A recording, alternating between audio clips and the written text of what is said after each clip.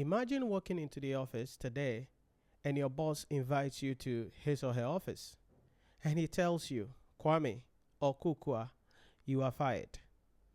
Imagine entering the office and you are handed a letter of termination of your employment. What will you do?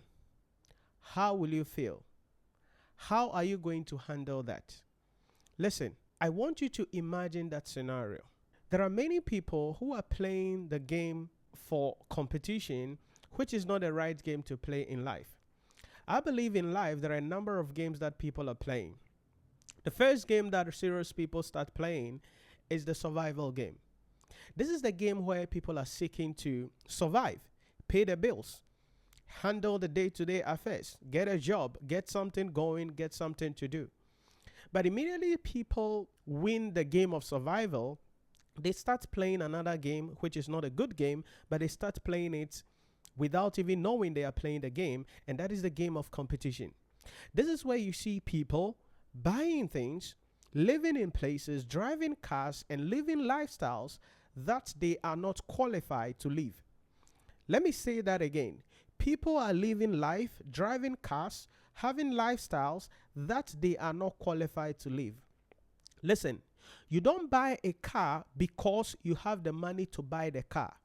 You buy a car because you can afford the car. You see, there is a difference between acquiring something and affording it. Let me give you an example.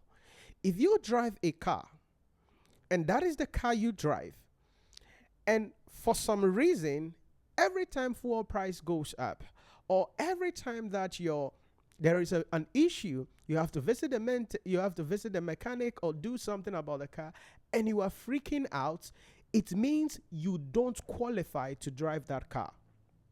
So there is a difference between your ability to purchase something and afford the thing. People are playing the competition game and are living lifestyles that they cannot afford. So the first game is the game of survival. The second game is the game of competition. And we see this a lot this day and age.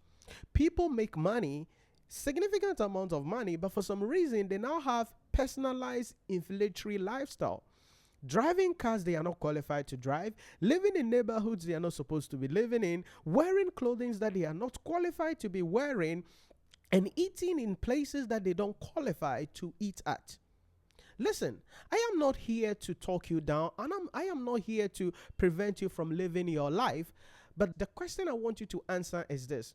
If right now, today, you lose your job, can you live that same life without needing assistance, without calling anybody, without selling anything you have for at least 6 months before getting a new job? Can you handle it? Can you survive? If you look at your life right now and you find out that if you should lose your job today, you cannot survive the next 6 months living the same life you have right now, may I suggest to you, you are living in the competition, you are playing the competition game, and that game always leads to distraction, anxiety, depression, and later on, miserable life. Why am I saying this?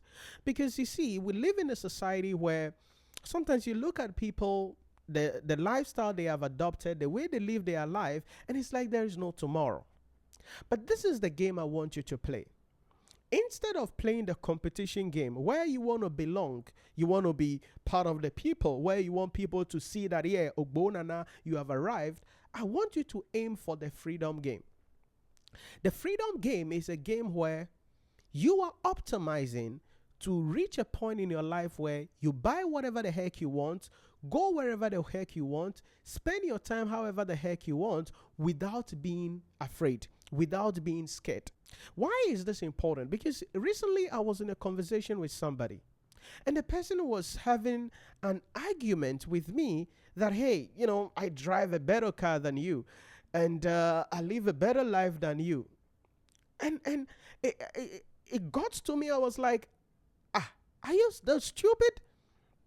You drive a better car than I do. You live a better life than I do. So I asked the person, hey, listen, you are playing the competition game. That is a wrong game. So I asked him, if you lose your job right now, How much money do you have to sustain this lifestyle? Good in. What investments do you have? Good in. How much money are you making outside your 9 to 5? Good in. And I realized that this person is playing the competition game. And it is not only him, because a lot of people are playing this game. Yes, it is okay to try to show off. It is okay to try to let other people know that, yes, you have arrived. Yes, you reach. But there is no point in trying to let people know what. I think the real problem is inferiority complex. You see, you can put a suit on a pig. It's still a pig.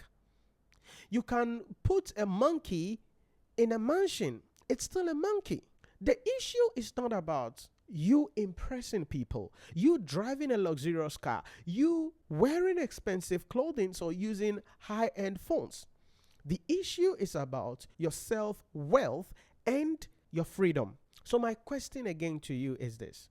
The lifestyle that you have right now, the way you are living your life, if you should lose your job today and you cannot get any job in the next 6 months, can you sustain that same lifestyle without needing any financial assistance? For 99.9% of you, you're going to say no, because your children will come after you, your spouse will come after you, your parents will come for you, your siblings will come for you, your own lifestyle will come for you. And for some of you, you will crumble. For some of you, your life will just shatter. So what am I saying? What I'm saying is that it is not about how much money you make. It is how much money you keep and how much money works for you. You see, there are 3 things you must understand when it comes to money: how to make it, how to keep it, how to multiply it. I tell people this because, people think, yeah, if I could make more money, my life would be better. And there are some of you, over the last 5 years, probably you have increase your earning capacity, you are earning more money, but you are still living in fear. You are still living in misery. You are still afraid. You still don't feel adequate. So we can 10x your salary today, but the following month, you will still become fearful. You will still be living in fear. What is the problem? The problem is you need to stop playing the competition game. Yeah, we get it. You are the chief accountant. You are the chief marketing officer. You are the chief whatever the heck of your company. That doesn't mean you should drive a certain car if you cannot afford it. That doesn't mean you should wear a certain watch if you cannot afford it. That doesn't mean you should wear a certain clothing if you cannot afford it. That doesn't mean you should live in a certain neighborhood if you cannot afford it. Because it is not about how much money you make, it is how much money you keep and how much money works for you. There are many of you, you think when you make more money, your life will be better. You think when your salary increases, you get that promotion, you get that next job, you get that next increase, you will be okay. But you have gotten the increase, you are making more money, but you are still scared. You are still fearful, you are still anxious, and you are truly not enjoying peace of mind as an individual. Listen to me. I want you to reorient yourself. Financial intelligence is what you need if you really want to become successful in life. The goal in life is not to appear rich, it is to stay wealthy. Your goal in life is not to appear rich, you have to stay wealthy. I tell people this because, sometimes I see people, they appear rich. They drive the nice cars. They wear the nice clothing. Yeah, they are using nice perfumes. They appear rich, but they are not wealthy because they cannot take any time off. They cannot spend any quality time. They cannot do anything outside of, hey, I gotta work, gotta bring in the money. I gotta work, gotta bring in the money. Hell no, you are a slave. You are becoming a slave to the same thing that you think will make your life better. So I want you to change your mind. I don't know wherever you are at. Yes, you are making money. But how much of the money are you keeping? If you are making 10,000 cedis, 15,000 cedis, 100,000 cedis every month, And majority of that money is spent on expenses, or almost all of it is spent on expenses. And some of you, the month is not ended, but you are needing assistance. Like you need more money to survive. Yes, I understand there is inflation in the economy. Yes, I understand things are not going well. But can you rearrange your mind? Are there things you are spending money on that you are not supposed to be spending money on? Maybe the car you are driving, you don't qualify to drive the car. Maybe you are living in a community that is costing you too much. Leave that community, go live somewhere else to still meet the objective, to still meet the goal. Because the goal is not about appearing rich, it is about staying wealthy. So what am I saying? What I'm saying is this. If today you lose your job, if today you are handed a termination letter, can you live this life that you have today without needing an assistance? If your answer to this question is no, or you are even unsure, then I want you to sit down and rethink. It is not about how much money you make, it is about how much money you keep. Why is this important? Because you see, you need to have what it's called an emergency fund. Not only that, but you need to reach a point in time where money is working for you. And that is why I said it is not about appearing rich, it's about staying wealthy. So instead of spending 150,000 cedis to buy a car, which your friends will, see you and will be like, hey, Charlie, boss, hey, Charlie, have you heard Charlie Kukwa just bought some new car, be like that? Or, hey, Charlie, have you heard Nana has bought some new car like that? Or, Charlie, the car, Charlie. So you spend 150,000. And the fuel for this car, it's going to be premium fuel because you cannot put the ordinary fuel in that car. So your fuel cost, boom. The maintenance of this car is going to be really expensive. So how about instead of buying that 150,000 Ghana cedi car right now, maybe buy a 50,000 cedis car. Yes, you're not going to get a flex. Yes, you're not going to get a swag. Yes, probably some of your friends will laugh at you. And then you use the difference to make an investment. I'm not here to tell you what the heck to invest in. But use the difference to make an investment. It could be whatever investment that you have an understanding in based on your risk tolerance level. So you use either 60,000 or 70,000 to buy a car. Lower, fuel price is going to be lower, maintenance cost is going to be lower. You're not going to get the swag, you're not going to get the flip, you're not going to get the attraction, but it's going to do the job. Like you can go to church, you can go to work, you can take your family out, it's okay. Then that difference is invested into something that guarantees some regular flow of income or brings you some returns in 5 or 10 years from now. That is what I mean by staying wealthy and not appearing rich. So the next time you're going to buy something, ask yourself, can I really afford this? Because people don't do the maths. People don't do the maths. People just get up and buy things. People just get up and make decisions without doing the maths. For instance, somebody will say, oh, rent is cheaper in Kaswa. They are working in Accra.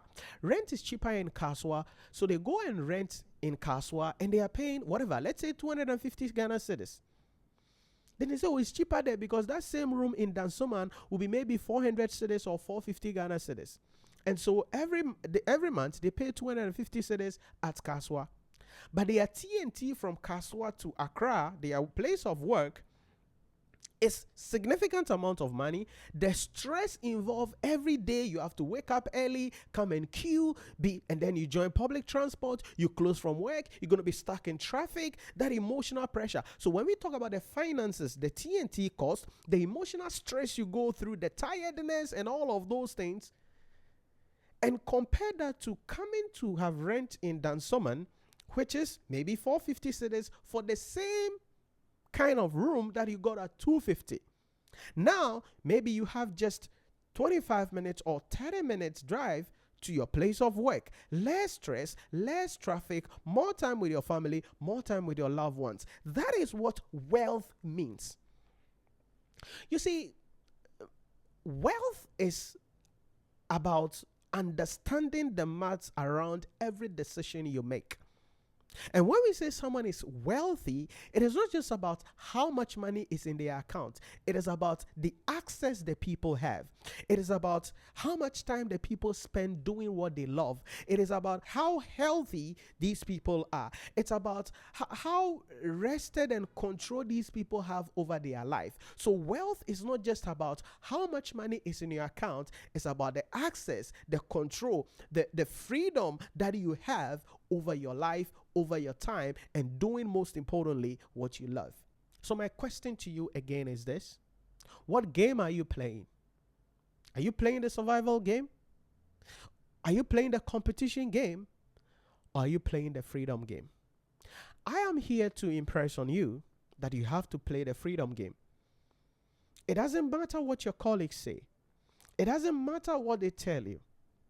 If you can play the freedom game, I can guarantee you, you will live a blissful life. You don't have to be scared. You don't have to panic. When prices of things go up, you don't have to freak out. You drive one car, prices of fuel goes up and you're screaming. Okay, so how about somebody running a transport company? What should they also say? I know somebody will come in the comment section and come and say, oh, the fact that I drive a car doesn't mean if the fuel price goes up, I shouldn't complain. Bro, you don't qualify to drive that car. You cannot afford that car. It is above your pay grade, but your ego will not allow you to accept it because your ego is leading you to misery, but you don't know. Your ego is causing you to be fearful. It's causing you to be anxious about everything in life. So you cannot afford that car. You should sell that car and buy something below that you can afford. Listen, when we talk about financial intelligence, it's brutal. When we talk about financial intelligence, you don't bring in your emotions. When we talk about financial intelligence, you need to sit down and think on your feet. When we talk about financial intelligence, you need to let your ego loose, because your ego is not your amigo. So I'm asking you again, if today you walk into your office and your boss hands you a letter of termination, the lifestyle that you are living right now, can you live the same lifestyle for 6 months minimum without needing an assistance? If you cannot answer that question, may I suggest to you, you are playing the competition game. And you have to reorient your mind, educate yourself on finances, and play the freedom game. My name is Nhyira Premium. Let me hear your thoughts on this topic in the chat, and I'll see you in the next one.